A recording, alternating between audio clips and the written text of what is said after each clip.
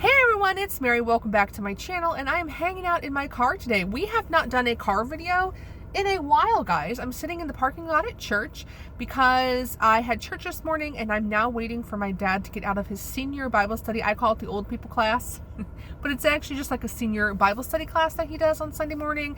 So I'm hanging out in the car. I apologize if you can hear the sound of the car, the air conditioning, and if my audio quality is not great, because I was like, you know what, let's just put the phone up and go with it, because why not?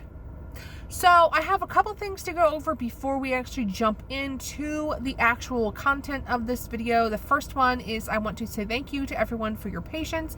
I know I have been gone for a while, which is super annoying, and my content has been off, but thank you guys for your patience and for everyone who's reached out. I am so grateful for everyone who actually cares about me and cares about what's going on in my life, and for all the support I have received. I'm so grateful for all of you guys. And I had a lot of people ask how they could send me like cards, or they could send my dad cards and all that stuff, and I don't have a P.O. box yet. I need to get one.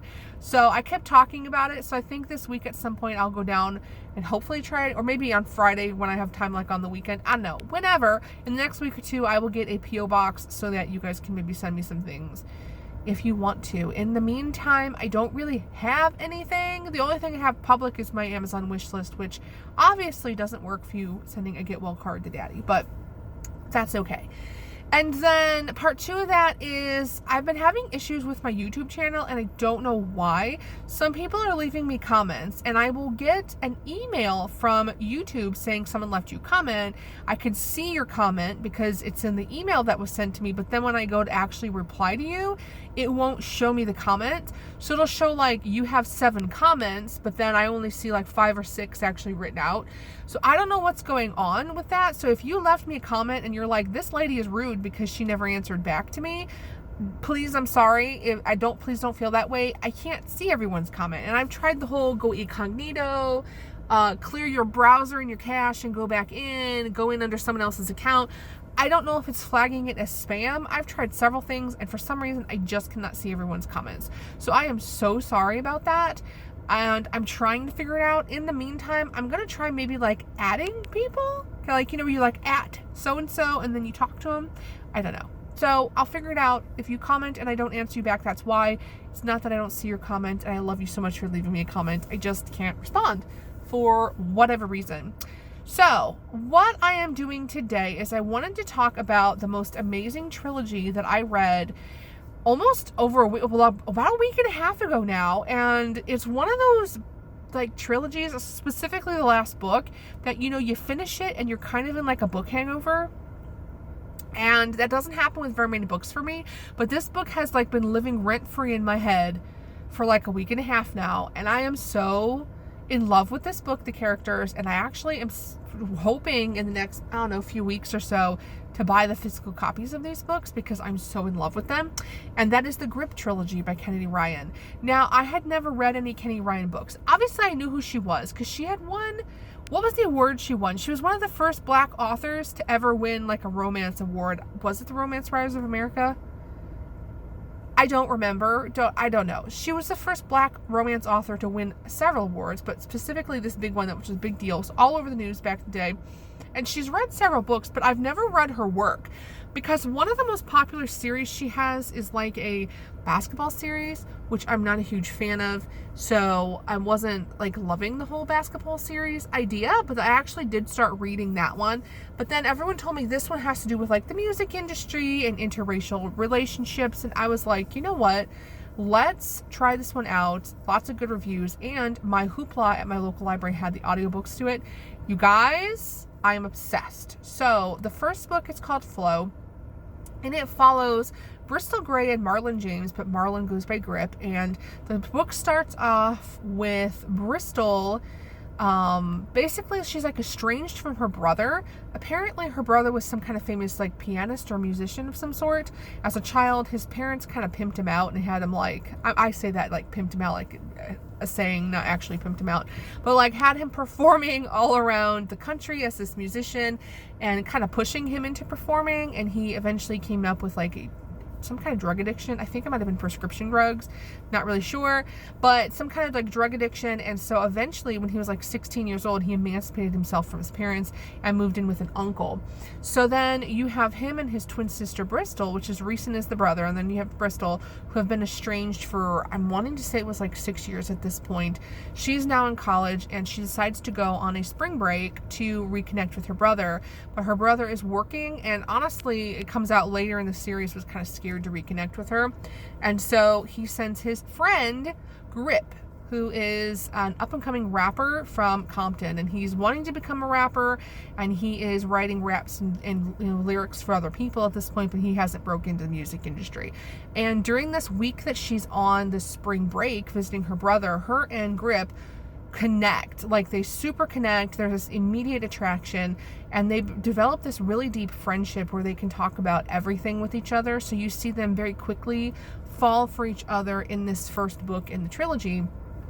And then there's an event that happens at the very end of the book that causes Bristol to get a bad opinion of Grip, and that's the end of the book. So it's a misunderstanding, but you don't realize it's a misunderstanding until you get to the second book of the trilogy, which is called Grip. And at this point, I'm wanting to say it's 8 years later. I might have the time wrong. And you see Grip and Bristol still working together, but not in a relationship. So Grip is actually a actual rapper now. He has his first debut album coming out, and he's got a single that's like hit the top of the charts, and Bristol is acting as his manager. And then Reeson and Bristol have created like a company, a music company, production, I don't know, some kind of company where they produce records. What do you call that? Like a production company? I don't know, record company, whatever. They've created that, and they have released Grip's rap album and several other up-and-coming artists. But you start to see Grip and Bristol, they've loved each other ever since Flow, so for years now, and they've have this sort of like, they get close and then it doesn't work, and then they get close and it doesn't. It's kind of like this very angsty whole thing for like the first half of the book. But I'm telling you, when they get together, and I have to say, this is one of the most beautiful angsty romances that I've ever seen. But what I love about this is when they actually do get together about halfway through the book, it's not just getting through all the past hurt and all this angsty stuff they've gone through for like the last however many years.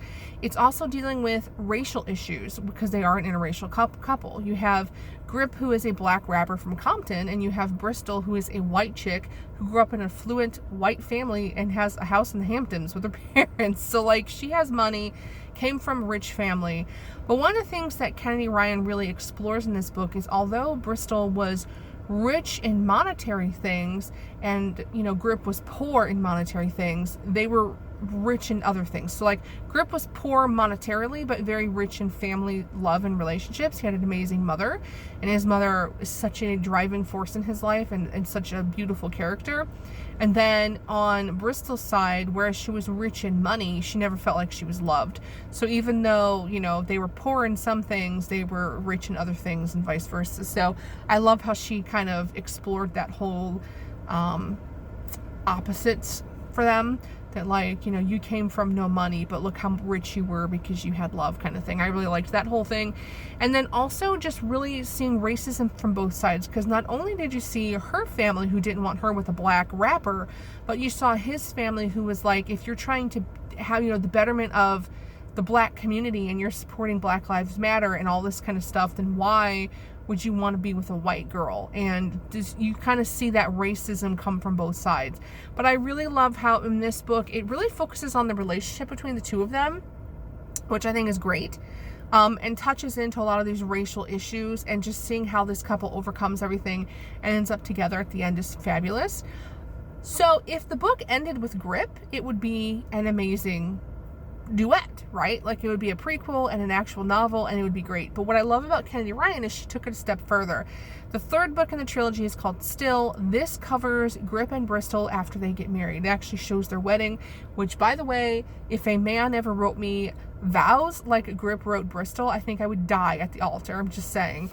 But anyway, his vows were phenomenal. But what is really awesome is that with Still, it really explores their relationship as a married couple. I feel like so many romance authors get you to the wedding, right? They get you to that happily ever after, we love each other, but they don't show you how hard life is after the wedding, and that life happens, and that's the hardest part of marriage, right? My grandmother actually told me this. I was really little at the time. I was like 12 or 13, and we were watching some kind of movie where this dude was a total jerk to the wife, and she chooses to forgive him and stay married.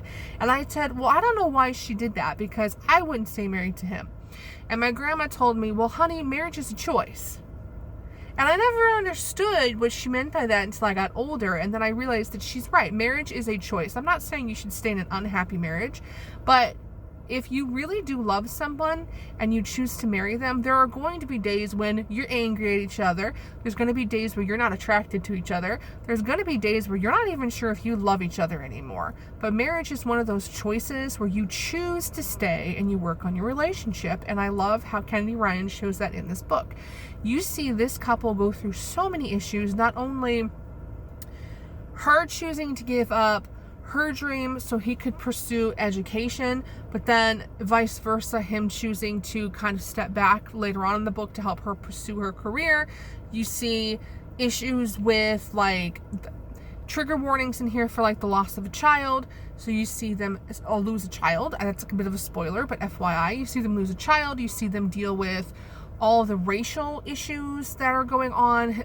I mean, just amazing amount of trauma that they go through really in this book, and yet through it all it's really their love and them choosing to stay together and to work on this marriage that causes it to work out. I think this is probably one of the best representations of an interracial relationship that I've seen in a book, just in how it focuses on all sides, because let's be honest, if a white author writes about Black Lives Matter and racial issues, it's going to come out from a very white perspective, and vice versa. If you have a Black author writing about racial issues, it's going to come out more on the Black perspective, because we obviously write about what we know, right?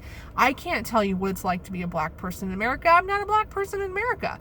But what I love about Kennedy Ryan is she really does a good job of just exploring what it looks like from both sides of the spectrum, and it's a very even racial discussion.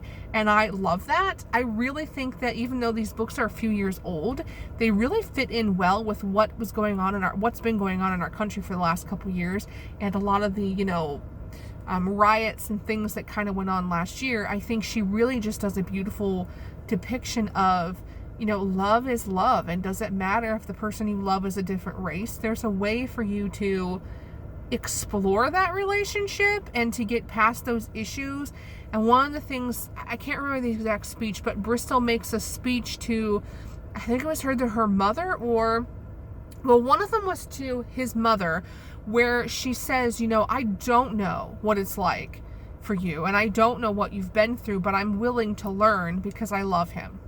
And then she makes a similar speech to his cousin later on after she's pregnant, and she says to her, I don't know what it's like to be a Black person in America, but my child will most likely look like her father, because we know genetics. So she's like, my child will most likely look like her father and be a Black person by the way he or she looks, and I need help in how to teach this child how to navigate this world as a Black person in America. So I love how it's really, such a even depiction, and just so well done. And I have to say, the amount of love these two have and how much they choose to really dedicate themselves to their marriage and their relationship is so beautiful.